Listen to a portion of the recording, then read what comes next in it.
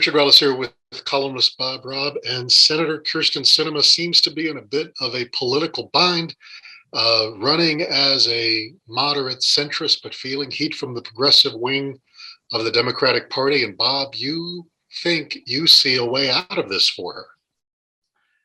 I explore in the column what would happen if Sinema was to become an actual independent, to re-register as an independent and announce that she plans to run for re-election in 2024 as an independent. It instantly evaporates the threat to primary her, because she is an independent, can go directly to the general election ballot.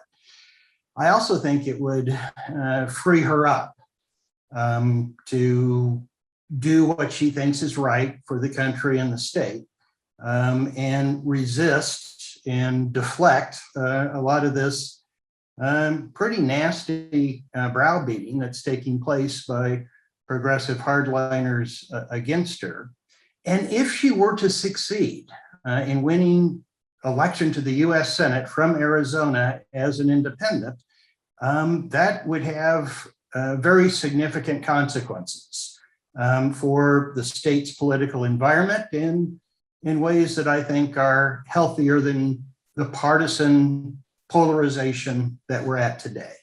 Meaning that in the current makeup, everyone is either a Trump acolyte or a devotee of AOC or something like that, right? Like it's harder to chart that middle ground politically?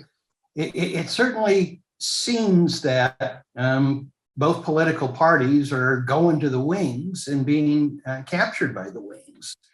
In the meantime, Arizona voters have renewed their rejection of both political parties. Since the 2020 election, there's been 50,000 more people register independent. In the meantime, both the Republican Party and the Democratic Party have lost registrants. So you would have Sinema occupying the place where more and more of us find ourselves, which is not liking either party.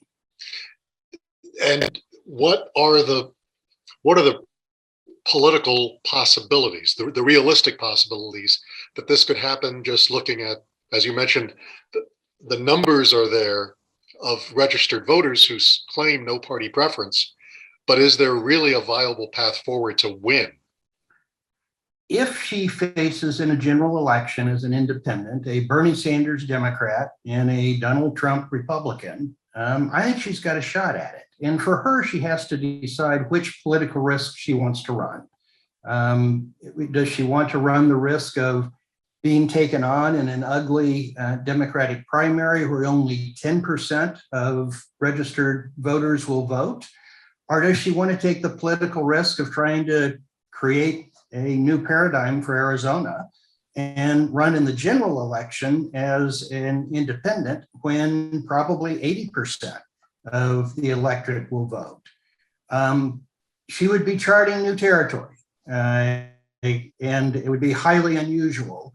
But I think running that political risk, the one of winning a general election as an independent, would free her up over the next 3 years. Otherwise, she's headed for a very miserable 3 years if she's going to remain a Democrat and have this constant expanding pressure on her from progressive hardliners.